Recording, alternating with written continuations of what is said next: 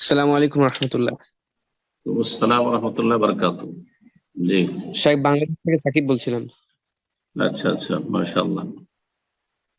আমার প্রশ্নটা হচ্ছে, বাংলাদেশে গত সপ্তাহে এক তরুণ যুবক বক্তা বলেছে ওহী বন্ধ হওয়ার কারণে রাসূল সাল্লাল্লাহু আলাইহি ওয়াসাল্লাম পাগল হয়ে গিয়েছেন এবং আত্মহত্যা করতে চেয়েছিলেন। নাউজুবিল্লাহ। এই কথাটুকু আল্লাহ কতটুকু বলছি। সহিহ? আর এই বক্তব্যকে ডিফেন্স করে ঘটনাটা সঠিক বলে উপস্থাপন করেছেন বাংলাদেশের সেলিব্রিটি একজন বক্তা। আমরা সঠিক বিষয়টা জানতে চাচ্ছি। জাযাকাল্লাহু খাইরান। এই মতটি সহি নয়, এটি ভুল। জি, এটি তাহকিক নয়। আর এই মত যারা পেশ করেছে তাদের হাদিস সম্পর্কে কোনো জ্ঞান নেই। যারা হাদিসের ক্ষেত্রে এতিম, হাদিসের ক্ষেত্রে এতিম, যেমন আব্দুল্লাহ বিন মুবারক রাহমাতুল্লাহ আলাইহি বলেছেন বেশ কিছু ফিকহ সম্পর্কে, যে কিছু ফিকহ মাসলা তো জানে, কিন্তু হাদিসের সহি জয়ীফের জ্ঞান নেই। আর হাদিস বলতে গেলে তখন জয়ীফ জাল বলে ফেলে। তখন তাদের সম্পর্কে বলছে ইন্না ফুলানান কানা ইয়াতীমান ফিল হাদিস ওয়া লাইসা বিসিকা। অমুক ব্যক্তি হাদিসের সাবজেক্টে এতিম ছিল আর সে হাদিসে নির্ভরযোগ্য ছিল না। ঠিক তেমনি এই সব কথা যারা বলেছে আপনাদেরকে, যে নবী সাল্লাল্লাহু আলাইহি ওয়াসাল্লাম আত্মহত্যা করতে ইচ্ছা করেছেন প্রথম নবুয়ত পাওয়ার পরে, যখন ওহীর বিরতি ঘটেছিল, তখন সেটি জাল কথা, ভিত্তিহীন কথা, সহি কথা নয়। জি। তো এই বিষয়ে যে তাহকিক বা গবেষণা যা রয়েছে আইম্মায়ে কেরামদের, দু একটি কথা আমি শোনাই। ইমাম বুখারী রাহিমাহুল্লাহ যে বাদুল ওহীর পর্ব নিয়ে এসেছেন, সেখানে এই কথা নিয়ে আসেননি। কিন্তু ইমাম বুখারী রাহিমাহুল্লাহ যখন কিতাবুত তাবির, তাবির বা স্বপ্নের তাবিরের যে অধ্যায় রয়েছে, সেটাতে 6581 নম্বর হাদিসে সেখানে এই কথাটি নিয়ে এসেছেন। সেটা হচ্ছে যে হাত্তা হাজিনা নবী সাল্লাল্লাহু আলাইহি ওয়াসাল্লাম, নবী সাল্লাল্লাহু আলাইহি ওয়াসাল্লাম খুব শোকার্ত হলেন বা শোকাহত হলেন। ওফাতারাল ওয়াহি ওফাতরা, যখন ওয়াহিটা বন্ধ হয়ে গেল, একবার ওহি আসার পরে সূরা আল-আলাকের 5টি আয়াত, তারপরে ওহিটা বন্ধ হয়ে গেল, তখন হাজিনা নবী সাল্লাল্লাহু আলাইহি ওয়াসাল্লাম মর্মাহত হলেন। ফিমা, তারপরে বলছেন ফিমা বালাগানা হুজনান, আমাদের কাছে পৌঁছেছে যে এমন তার শোক হলো, দুঃখ হলো, গাদা মিনহু মিরারান, একাধিকবার তিনি গিয়েছেন, কাইয়াতারাদ্দা মিন রউসে শাওয়াহিকিল জিবাল, পাহাড়ের চূড়া থেকে পড়ে আত্মহত্যা করার জন্য। এই যে কথাটি রয়েছে এখানে দেখেন, ফিমা বালাগানা, আমাদের কাছে যে কথাটি পৌঁছেছে। আমরা এরকম কথা কিন্তু বলে থাকি, এই ধরনের হাদিসগুলি কি আমাদের কাছে পৌঁছেছে, এটাকে হাদিস বালাগ বলা হয়। আর বালাগ হাদিস হচ্ছে মাকতু, বিচ্ছিন্ন। জি, হাদিস সহিহ নয়। বালাগটা কার আমি সামনে বলছি। তো এই হাদিস তাহলে ইমাম বুখারী রাহিমাহুল্লাহ সনদের সাথে সহিহ বলার জন্য নিয়ে আসেননি। যদি সহিহ বলার জন্য নিয়ে আসতেন, তাহলে কিতাবুল ওহী, যেটা ওহীর পর্ব, সেখানে তিনি এই কথা নিয়ে আসতেন, কিন্তু সেখানে নিয়ে আসেননি। নিয়ে এসেছেন কিতাবুত তাবিরে। প্রশ্ন হতে পারে কেন নিয়ে আসলেন?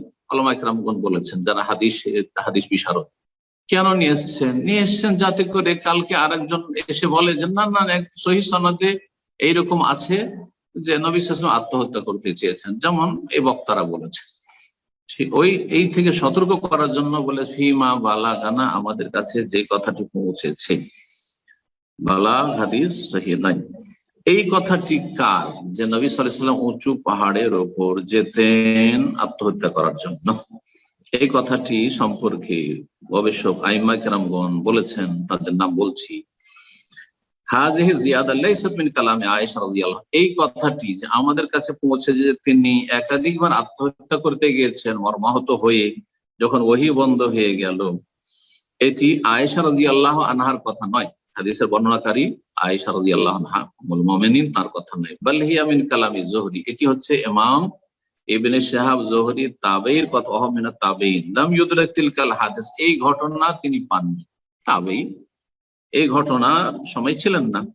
কোন সাহাবী এই হাদিস বর্ণনা করেননি, এবং ইমাম জোহরিও এই কথা বলেননি যে কোন সাহাবী তাকে এটা বর্ণনা করেছে, এই কথা বলেননি। ইমাম জোহরি আপন জায়গায় তিনি ইমাম, এবং তিনি একজন নির্ভরযোগ্য তাবেঈ হাদিসের সাবজেক্টে, কিন্তু তিনি বলেননি যে অমুক সাহাবী থেকে এটা শুনেছি। যদি তিনি বলতেন অমুক সাহাবী আমাকে বর্ণনা করেছেন, তাহলে বলতে পারতেন সহি। আমাদের কাছে এইরকম ঘটনা পৌঁছেছে, যেমন আবার বলে থেকে একটা খবর আমাদের কাছে পৌঁছেছে বাংলাদেশ থেকে, এইরকম। তার মানে কি সেই ঘটনা কি সত্য? না। অথেন্টিক নয়, পৌঁছেছে, এরকম একটা খবর পৌঁছেছে, এরকম একটা খবর ছড়িয়েছে। জি। তো কোন সাহাবী থেকে তিনি বর্ণনা করেননি আর বলেননি যে অমুক সাহাবী থেকে শুনেছি, আর কোন সাহাবী বর্ণনা করেননি। সেই জন্য তিনি ইমাম জোহরি বলেছেন ফিমা বালাগানা, আমাদের কাছে যে বিষয়টি পৌঁছেছে। ইমাম হাফেজ বিন হাজার রহমতুল্লাহ আলাইহি, বুখারীর সবচেয়ে বড় ভাষ্যকার, ফাথুল বারী 12 খণ্ডে রয়েছে, তাতে তিনি বলছেন ইন্নাল কায়লা ফিমা বালাগানা, এই ফিমা বালাগানা আমাদের কাছে যে এই সংবাদটি পৌঁছেছে, এই কথাটি বলনেওয়ালা হচ্ছেন হুয়া জোহরি, তিনি হচ্ছেন ইবনে শাহাব জোহরি রাহিমাহুল্লাহ।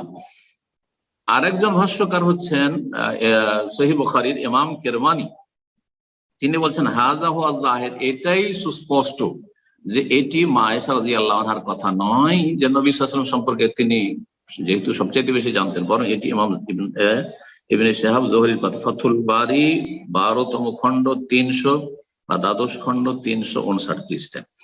ইমাম আবু শামা মাকদেসি বলছেন হাযা মিন কালামি জোহরি আও গায়রি, এটি ইমাম জোহরির কথা অথবা অন্য কারো কথা, গায়রা আয়েশা, আয়েশা রাদিয়াল্লাহু আনহার কথা নয়। কারণ ফিমা বালাগানা বলা হয়েছে, ফিমা বালাগানা। ইমাম জোহরি বা কোন মুহাদ্দিস যদি বলে বালাগানা, কোন বর্ণনাকারী বলে বালাগানা, তো বলছে লা তুকবাল, এটা গ্রহণযোগ্য নয়। লিআন্নাহা মাকতুআতুল ইসনাদ, কারণ এর সনদ হচ্ছে মাকতু, বিচ্ছিন্ন। এটি হচ্ছে একটি তাবেঈর উক্তি, এর না এটা মরফু নবী সাল্লাল্লাহু আলাইহি ওয়াসাল্লাম পর্যন্ত, না মওকুফ কোন সাহাবী পর্যন্ত, সাহাবী না। এটি হচ্ছে বুখারীতে যেমন বিনা সনদে বেশ কিছু হাদিস রয়েছে, যে সনদবিহীন নিয়েছেন মুআল্লাক হাদিস, সেগুলির মতো তার মধ্যে সহিও আছে আর জয়ীফও আছে, সহিও আছে এবং জয়ীফ আছে। আল্লামা আলবানী রাহিমাহুল্লাহ এই হাদিস সম্পর্কে বলছেন, আত্মহত্যা হাদিস সম্পর্কে, হাযাল আযলিল বুখারী খাতাউন ফাহিশ, যে এটাকে বলা যে সহিহ বুখারীতে আছে। কেউ যদি বলে সহিহ বুখারীতে আছে যে নবী সাল্লাল্লাহু আলাইহি ওয়াসাল্লাম আত্মহত্যা করতে চেয়েছেন, এটি হচ্ছে জঘন্য ভুল, খাতাউন ফাহিশ, জঘন্য ভুল। কারণ এতে মানুষ মনে করবে যে আন্না কিসসাতা তারাদি হাযিহি সাহিহা, এই আত্মহত্যার ঘটনাটি সত্য আলা শারতিল বুখারী ওয়া লাইসা কাযালিক, ইমাম বুখারীর শর্ত সাপেক্ষ নয়, যে কড়া শর্ত রয়েছে সহিহ, সেই শর্ত মোতাবেক নয়, বরং এটি হচ্ছে বালাগাতের অন্তর্ভুক্ত। এই আত্মহত্যার হাদিসটি আরো বেশি কিছু হাদিস অন্যান্য কিতাবে এসছে, কিন্তু সে সম্পর্কে মুহাদ্দিসিনরা বলছে কুল্লুহা আসানিদা মারদুদা, সবগুলি হচ্ছে রিজেক্টেড, প্রত্যাখ্যাত সনদ, মা বাইনা দাঈফিন আও মাওদু, হয় জয়ীফ আর না হইলে জাল। জি হ্যাঁ।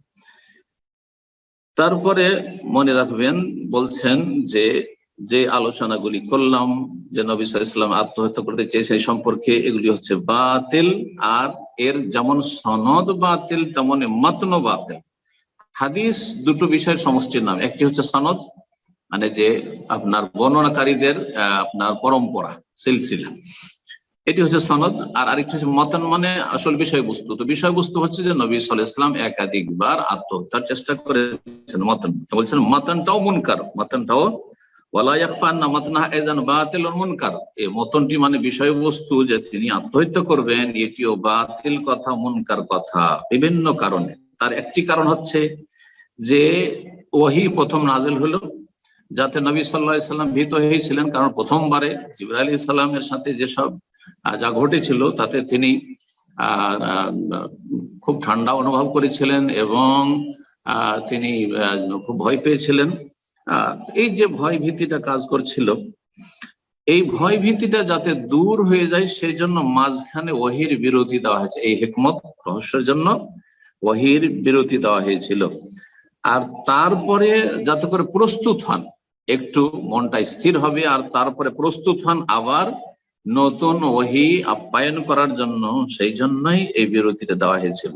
এই বিরতির সময় আরো ভয় দূর হবে নাকি তিনি আত্মহত্যা করতে যাবেন? হ্যাঁ, এটা কি করে হইতে পারে? আর তারপরে নবী করিম সাল্লাল্লাহু আলাইহি সাল্লাম সবচেয়ে শ্রেষ্ঠ রাসূল, রাসূলুল্লাহ, তিনি আল্লাহর নবী, এবং তিনি নিজেই বলেছেন কেউ যদি কোনো কিছু দিয়ে আত্মহত্যা করে তা দিয়ে তাকে শাস্তি দেওয়া হবে। সুতরাং কেউ পাহাড়ের চূড়া থেকে পড়ে যদি আত্মহত্যা করে তাকে জাহান্নামে পাহাড়ের চূড়াতে বারবার উঠানো হবে আর এভাবে শাস্তি দেওয়া হবে। কেউ যদি কোনো অস্ত্র দ্বারা নিজের শরীরে আঘাত করে যদি আত্মহত্যা করে, তা দিয়েই তাকে জাহান্নামের আগুনে করা হবে, শাস্তি দেওয়া হবে, আযাব চলতে থাকবে। যে বিষ খেয়ে নিজেকে হত্যা করেছে সেই ব্যক্তিকে বিষ খাওয়ানো হবে জাহান্নামের আগুনে, আর তিনি আত্মহত্যা করতে যাবেন, এটা হতে পারে? আরেকটি কথা হচ্ছে যে রাসূলুল্লাহ সাল্লাল্লাহু আলাইহি ওয়াসাল্লাম মাসুম, তিনি ইসলামের পূর্বে, ওহী আসার পূর্বেও কাবিরা গুনাহ থেকে মাসুম। কোন কাবিরা গুনাহ নবী করিম সাল্লাল্লাহু আলাইহি ওয়াসাল্লাম থেকে 40 বছর বয়স পর্যন্ত হয়নি। সাবালক হয় একজন মানুষ 15 বছর বয়সে, তাহলে নবী সাল্লাল্লাহু আলাইহি ওয়াসাল্লাম নবুয়ত প্রাপ্তির আগে থেকে মাসুম, তো নবুয়ত প্রাপ্তির পরে আত্মহত্যা করতে চাইবেন? এত বড় কাবিরা গুনাহ যার জন্য কঠোর শাস্তি রয়েছে। আল্লাহ রাব্বুল আলামিন যেন হেফাজত করেন এইরকম গুমরাহি থেকে। বিনা ইলমে কথা বলা বক্তাদের থেকে সতর্ক সাবধান করছি। এবং যারা যে সাবজেক্ট সম্পর্কে হাদিসের জ্ঞান রাখে না, দেশে হানফি মাদ্রাসায় পড়েছে, দেওবন্দি মাদ্রাসায় পড়েছে, অথবা কলেজ ইউনিভার্সিটিতে পড়েছে, আর ভাষাপটু বাকপটু বক্তা হয়েছে, আর তাদের আলোচনা শুনে আপনারা বিভ্রান্ত হবেন না, তাদের আলোচনা শুনবেন না, বর্জন করুন। আল্লাহ রাব্বুল আলামিন যেন হেফাজত করেন। জাযাকুমুল্লাহ খাইরান। যার যে সাবজেক্ট রয়েছে সেই সাবজেক্টের কাজ করুন। যেমন দুনিয়ার ক্ষেত্রে ইঞ্জিনিয়ার ডাক্তারের কাজ করে না, ডাক্তার ইঞ্জিনিয়ার কাজ করে না।